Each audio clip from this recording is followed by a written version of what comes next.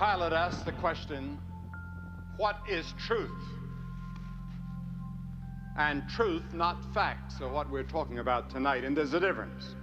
Facts are not necessarily the truth. They're the best we know at the time.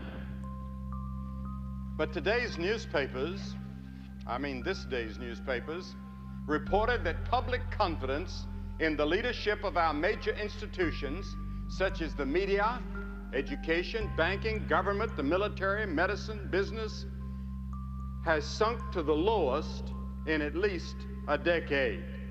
And every institution today is under attack in our country.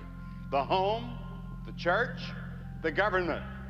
And many people are asking, what is the truth? They're asking, what is the truth about the airliner that was downed off the coast of Japan?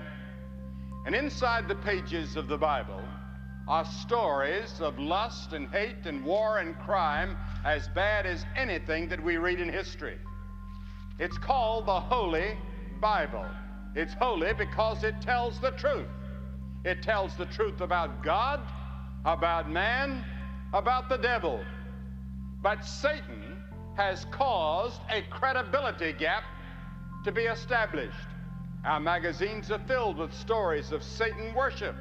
Satan has his disciples. Demons, sorcery, witchcraft, and wizards are front page news today. And the devil and his legions seem to be gathering steam for the last great conquest of this earth. Now, Jesus wasn't afraid to call him what he was. Jesus called him a liar and the father of lies. He said, because there's no truth in him. When he speaketh a lie, he speaketh of his own, for he's a liar and the father of it. In the Garden of Eden, God had said, for in the day that thou eatest thereof, thou shalt surely die. If you eat of that particular tree, all the fruit in the garden is yours, except that one tree. God was testing man. The devil came along. He was in the garden. How did the devil get here? Read the 14th chapter of Isaiah, the 28th chapter of Ezekiel, and you'll get some hints and ideas as to how Satan came to this planet. He was probably the finest and the most gorgeous of all the created beings of God. And one day his heart was lifted with pride, and he decided he wanted to be greater than God. So he led a rebellion against God. Now, we don't know how that happened. That's a mystery beyond our comprehension. There's no use really spending any time on it, because we just don't know.